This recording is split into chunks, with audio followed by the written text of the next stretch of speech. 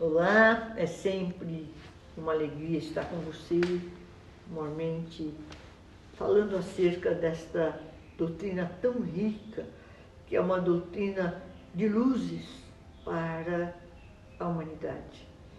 Ela nos traz uma visão norteadora do futuro, em que nós trazemos luzes, nós, os espíritos, trazem luzes sobre a verdade.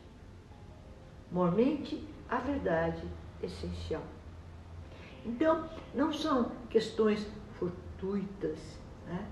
Nem tão somente fatos, mas existe toda uma lógica que a corrobora.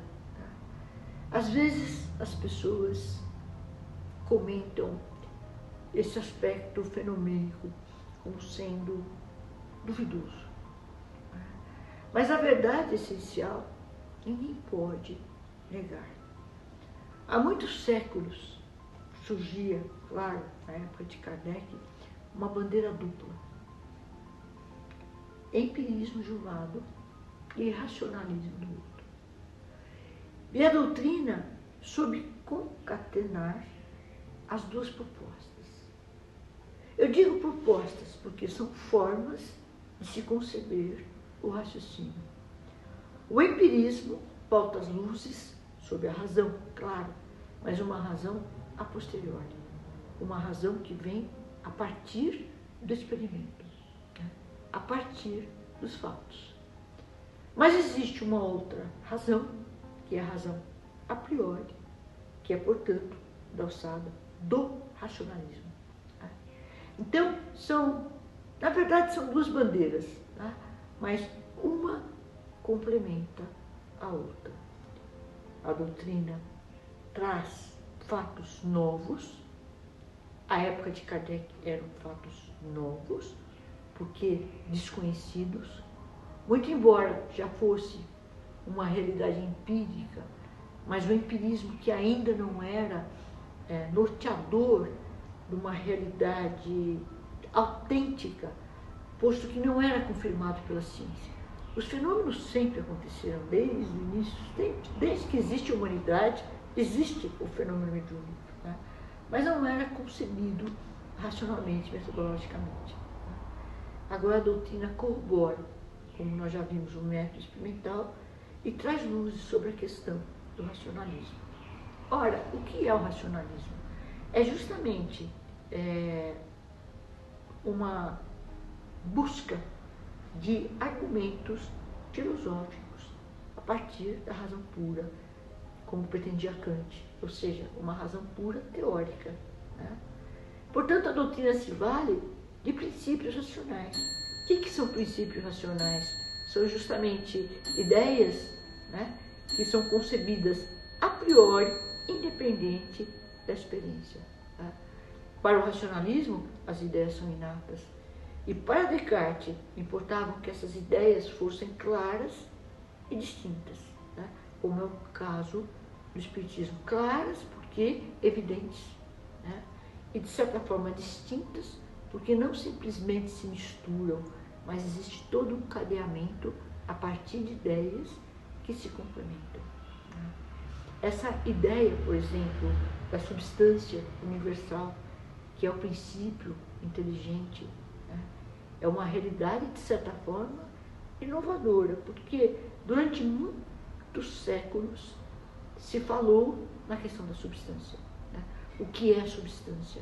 É o ser em si, por si, né? Que para a doutrina seria o princípio espiritual ou o princípio inteligente. Né? Esse é o real, digamos assim, que é concebido intelectualmente. Então, a noção de substância não implica em provas experimentais necessariamente, embora possa se valer sim do experimento. Por exemplo, a fenomenologia denota que existem inteligências por detrás do fenômeno. Essa inteligência, agora, pode ser concebida a priori pela razão. Tá? e dispensa, portanto, a experiência. A realidade substancial é uma realidade metafísica, que importa seja concebida, como já pudemos dizer, através de princípios lógicos. O que é a substância? É aquele ser que é o ser que não deixa de ser, que sempre foi e que sempre será. Esse é o fundamento doutrinário, inclusive para a questão da mediunidade, porque tudo se manifesta em inteligência. A inteligência é justamente desencadeadora da evolução. Tudo evolui inteligentemente. Como diz o Livro dos Espíritos, do átomo ao arcanjo. O átomo é uma realidade inteligente. Existe uma ordem na aproximação dos átomos, né? Então, essa realidade ordenada pressupõe uma inteligência determinante. E assim tudo caminha até chegar no espírito, que é inteligência por excelência. E ele agora passa a viver essa inteligência de forma consciente, trasladando o mundo físico ao mundo extrafísico. E o que permite essa comunicação em dois planos é justamente esse princípio divino, que é o princípio da inteligência, no qual se estabelece a comunicação entre mentes. Certamente, o fluido cósmico é o veículo para que essa comunicação se dê.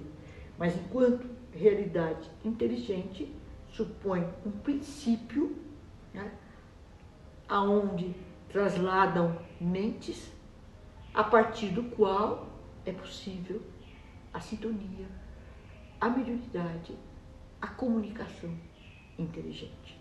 Então, digamos assim, são duas realidades que não se opõem, porque necessitamos de um veículo fluídico para que a comunicação se dê, mas ao mesmo tempo é uma inteligência que é oriunda de uma inteligência maior, de uma inteligência fonte, que é a inteligência suprema. Esses argumentos todos são princípios racionais, né, que resvalam pela mediunidade até chegar justamente no ser inteligente, que por sua vez é um viajor cognoscente. Né? Ele viaja, digamos assim, no processo cognitivo, nessa busca de querer chegar à verdade. Né? E se chega à verdade, eu diria que o Livro dos Espíritos é o livro da verdade. Né? Traz luzes sobre o processo, sobre a condução dos espíritos em ambas as atmosferas, traz valores, traz explicações razoáveis, né? Traz assim fundamentos, inclusive, para a própria questão da imortalidade da alma, né? A realidade dos espíritos, a teoria do conhecimento, a ética, enfim, tudo isso que nós já conhecemos, mas que é muito importante que entendamos. O princípio da vida é o princípio da inteligência. O princípio da inteligência é o princípio da vida em manifestação. O ser, portanto, é a substância inteligente. E por ser, entendemos aquele que é sempre, que não deixa de ser, porque se deixa de ser, é porque não era. Os alunos, por vezes, riem dessas questões, mas são argumentos importantíssimos. Né? Se deixou de ser, é porque não era. E a substância é sempre. É uma realidade que advém desde a fonte, que é a substância maior, a inteligência suprema, que é o ser em si, e que na natureza se manifesta em forma de princípio dominante, conclusivo, determinante e, portanto, legislador na natureza e na intimidade do próprio homem. Então, essa é a lei magna, que é a lei de uma fonte inteligente, né? Que não é nada passageira, é imutável, posto que é o ser em si e por si, posto que é uma substância do ponto de vista filosófico. Existe o conceito de substância para outras ciências, como a química, por exemplo, ciências da natureza, mas no caso do espiritismo, substância é essa essência espiritual, que subsiste, que permanece, que substá, ou seja, está por trás da realidade meramente aparente. É muito bom nós falarmos sobre essas questões, né, que de certa forma nos engrandece. Falar sobre Deus, a realidade metafísica, os princípios, é algo transcendente que nos eleva à medida que falamos. Né? Muito bom compartilhar com vocês.